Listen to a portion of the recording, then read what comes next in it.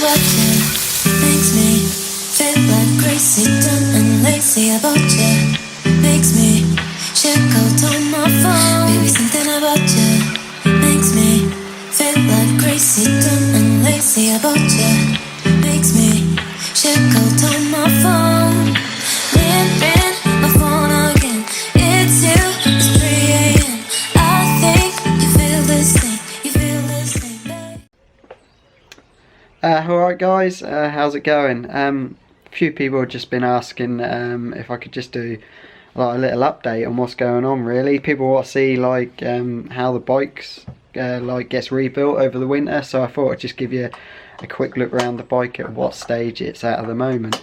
But I'm just going to start off with some really good news really. Well, 2 bits of good news. Yesterday the design for my DRC levers came through, and hopefully you saw that on my Instagram and Facebook, and they look really good. I'm well excited to get hold of them. And then also I got a message from Aaron from Parker Racing. Me and him have known each other a long while on and off. We've both kind of had the same sort of racing career. We've had a go at bigger bikes, but pit bikes is where we've always been at really. And he's gonna help me out in the 2020 season in the Cool Fab Championship. So I'm really chuffed with that. If anyone who knows about pit bikes knows that Parker Racing is like one of the top suppliers and top service in the UK, so I'm really looking forward to teaming up with them in 2020, so that's going to be really good. So yeah, I'll give you a quick look around what the bike is at the moment. There's not a lot to look at, but I'll give you a quick look about what it looks like. So this is the bike at the moment. Like I said, pretty bare, nothing to really look at, but if we look close up, we've got a freshly powder coated frame courtesy of RC Coatings. They've done an absolutely gorgeous job and looks really good. So a few things we have done. We've got a new brake lever and master cylinder. Really trick. Really happy with that. It's really, I think, a bit over the top for pit bike racing, but it looks like something you'd see on a stock 1000 bike, but it does look really trick. If we go down, we've got some new Hell brake lines. Look really good.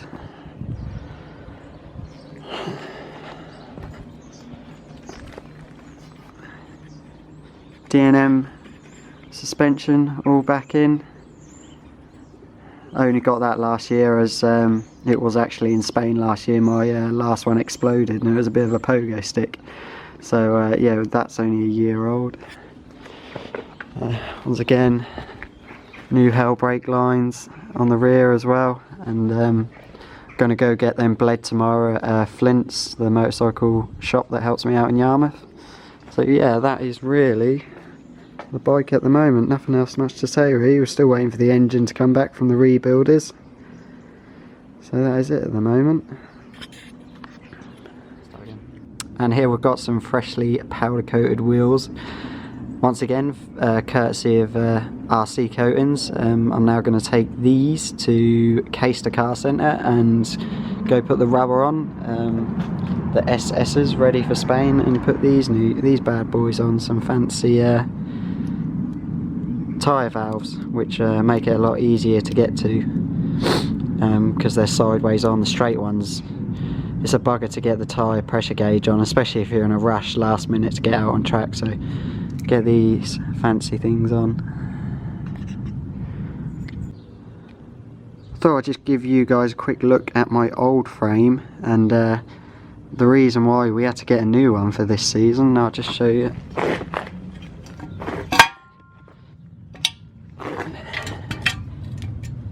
As you can see there, it's snapped all the way across there, and it's started to go there as well. I've also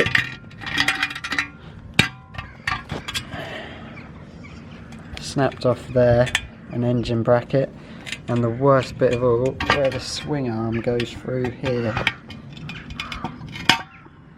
snapped off, and there's the other bit. It's meant to sit in there. but to be fair, that frame has lasted me 5 seasons of racing, and when you think these bikes at 800 quid, it's done really well. So yeah, it's a shame really, because my bike now is pretty much Trigger's broom. There's not much left of the original bike left, so yeah.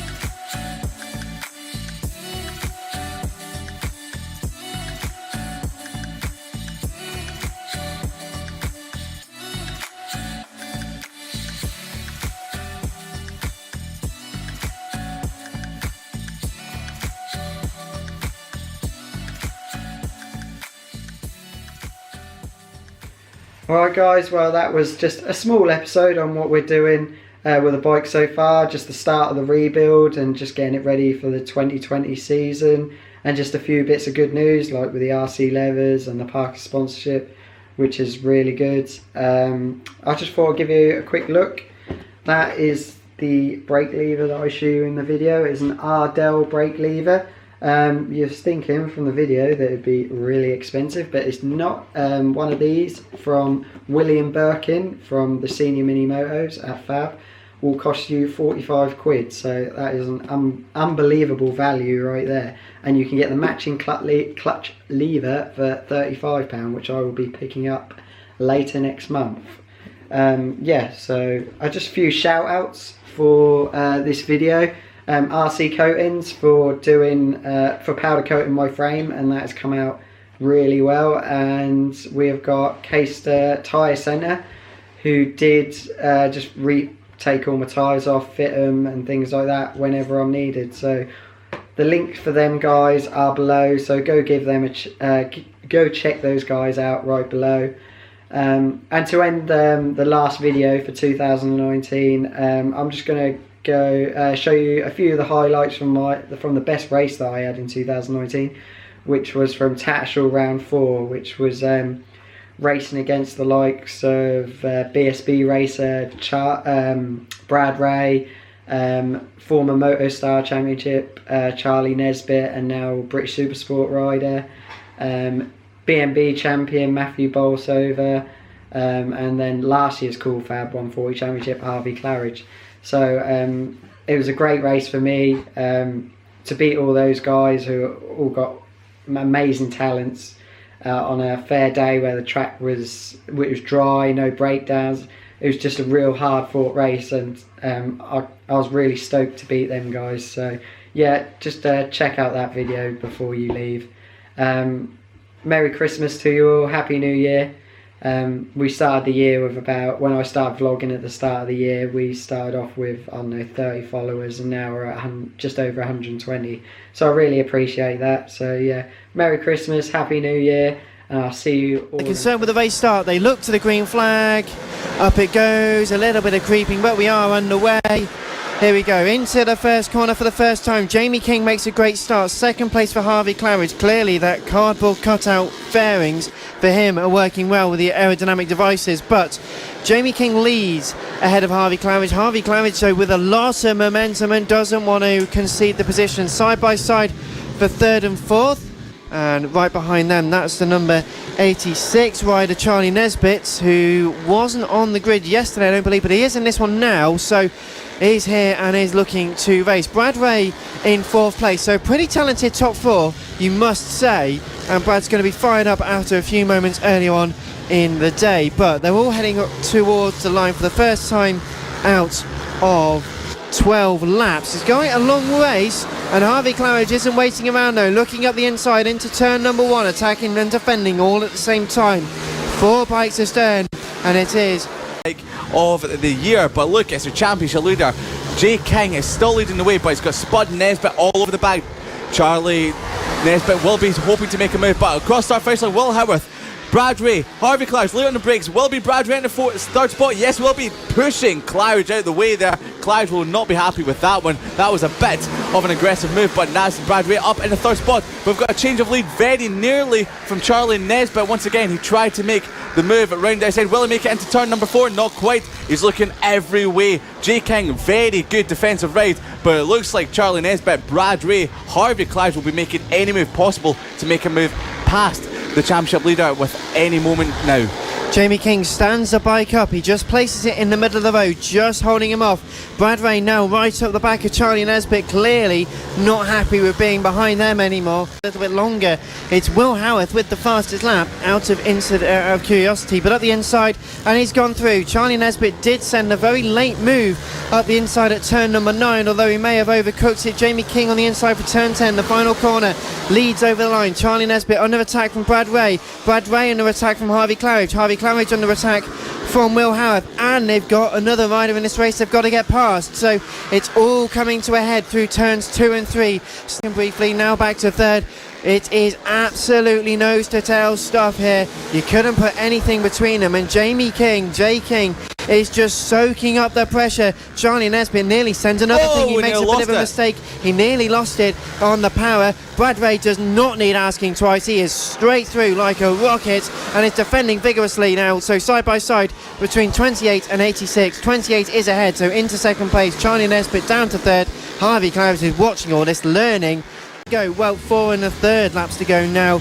It is King, Ray, Nesbitt, Claridge and Will Howarth top 5. There are other riders in this race, I must stress. Matthew Bolsover in 6th ahead of Ashley Midwood. Ian Jackson, Simon Clowes and Tom Warder, your top 10 ahead of Fraser Kinnaird, Sean Whittaker, Callum Whitebrow and Neil Kinnaird and Jason Pugh. That's the top 15 overall. Brad's still in 2nd. He has a bit of a nudge from Charlie Nesbitt. He loses out, so Charlie Nesbitt back into 2nd place after a little bit of a tete-a-tete between the pair of them, and is back into the trap of Harvey Claridge. Harvey Claridge in 4th place, Nesbitt for a 3rd place. Brad wasn't going to be very happy there, but what happened, Liam? It looked like he actually lost the rear end coming out of the turn 1 pin. Back end of the 2nd last corner into the final corner to take the final lap flag. There's one lap right over his right shoulder. Charlie Nesbitt's having a look. Jamie King is going deep into turn 1. He's tempting fate a bit, but Charlie Nesbitt hasn't got much time to really do it. He thrusts his body square onto the bike, so much lower down and taut than Jamie King. He's looking up the inside, almost makes contact into turn 3, into the hairpins for the final time. Could this be a late race move for the race lead? They're side by side into the 2nd hairpin. He's going to have to keep the momentum going, but I fear that maybe Charlie Nesbitt's going to have to do a do or die lunge into the final 2 corners, Liam. He's going to go for it into turn number 9. Jay King knows he's there, late on the brakes, had to slam on the brakes. Jay King perfectly blocked the inside line, looks over his shoulder from Charlie Nesbitt, shows Brad Ray the number 2 sign, says I'm in 2nd, you're in 3rd.